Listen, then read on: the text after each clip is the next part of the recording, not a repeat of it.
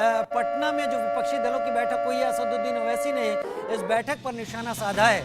बैठक में शामिल नेताओं का ट्रैक रिकॉर्ड पूछा है। गोधरा कांड के वक्त नीतीश कुमार रेल मंत्री थे। कांग्रेस की वजह से ही बीजेपी 2 बार सत्ता में आई। दिल्ली अभी दूर है, असदुद्दीन ओवैसी का बयान।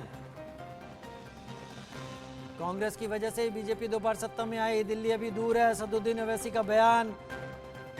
ओवैसी ने पटना में विपक्षी दलों की बैठक पर निशाना साधा है।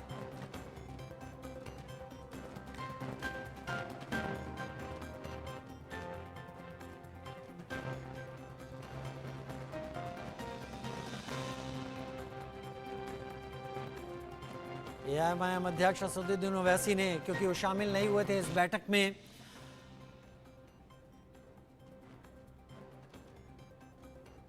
क्या कुछ कहा उन्होंने, चलिए सुन लेते हैं। नहीं, देखिए, हमको तो उसमें बुलाया नहीं गया है। इसलिए नहीं बुलाया गया है क्योंकि नंबर 1 बात यह है कि हम सच्चाई को बयान कर देंगे। दूसरी बात यह है कि उस मीटिंग में शिवसेना है। शिवसेना सेकुलर हो गई है क्या? उस मीटिंग में दिल्ली के मुख्यमंत्री हैं, उनकी पार्टी ने तो आर्टिकल 370 के निकालने को, जो मेरी नजर में कॉन्स्टिट्यूशनल ब्रीच था, उसका सपोर्ट किया बीजेपी को। उस मीटिंग में नीतीश कुमार है, जो एनडीए बीजेपी से मिलकर पहले मुख्यमंत्री बने, चीफ मिनिस्टर बने, फिर गठबंधन बनाया, उसके बाद फिर कूद गए बीजेपी में। जब गोधरा का वाकया हुआ तो नीतीश कुमार तो रेल मंत्री थे ना। जब गुजरात में जेनोसाइड और पोग्राम हो रहा था, जब नीतीश कुमार तो बीजेपी के साथ थे।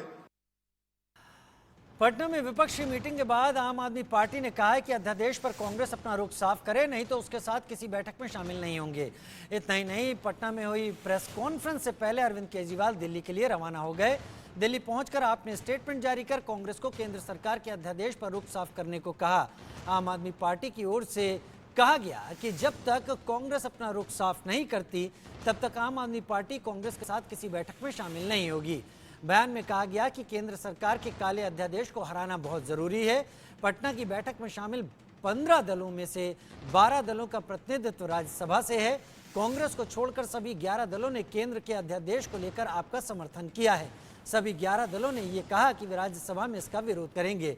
इससे पहले आम आदमी पार्टी ने कहा कि दिल्ली जैसा एक और अध्यादेश लाकर केंद्र सरकार किसी भी पूर्ण राज्य से ताकत छीन सकती है। केजरीवाल ने कहा कि अगर दिल्ली में अध्यादेश लागू हो जाता है तो दिल्ली में जनतंत्र खत्म हो जाएगा। फिर दिल्ली वाले जो मर्जी सरकार चुने, उसकी कोई पावर नहीं होगी। फिर उपराज्यपाल के जरिए केंद्र सरकार सीधे दिल्ली सरकार चलाएगी। लोग किसी भी पार्टी की सरकार चुने और दिल्ली के बाद एक एक करके सभी राज्यों में जनतंत्र खत्म कर दिया जाएगा।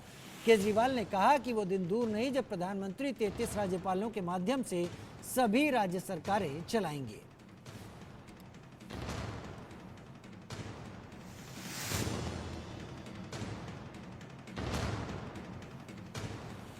ये है कि कांग्रेस किस तरफ खड़ी है। कांग्रेस, हमें रिलायबल सोर्सेज से ये खबर मिली है कि राहुल गांधी जी और बीजेपी में समझौता हो चुका है और वो इस अध्यादेश को जब पार्लियामेंट में लाया जाएगा तो कांग्रेस वॉकआउट करेगी। तो कांग्रेस को अपना स्टैंड क्लियर करना चाहिए। वो इस गैर कानूनी अध्यादेश के साथ खड़ी है या भाजपा के साथ खड़ी है, फेडरलिज्म के साथ खड़ी है, दिल्ली के लोगों के साथ खड़ी है, या फिर भाजपा का साथ देती नजर क्यों आ रही है। इस पे कांग्रेस को अपना स्टैंड क्लियर करना चाहिए। मैम, आज खड़गे जो कांग्रेस के अध्यक्ष हैं, जब वो निकल रहे थे तो उनका बयान आया था कि अध्यादेश संसद का मुद्दा है, संसद में चर्चा की जाएगी। आज जो विपक्षी दलों की मीटिंग है, उसका मुख्य एजेंडा है कि प्रधानमंत्री नरेंद्र मोदी को कैसे हराया जाए 2024 में। मुख्य एजेंडा ये है कि कॉन्स्टेंटली कॉन्स्टिट्यूशन को ट्रैम्पल किया जा रहा है, कॉन्स्टेंटली लोकतंत्र और डेमोक्रेसी को बचाने की लड़ाई है।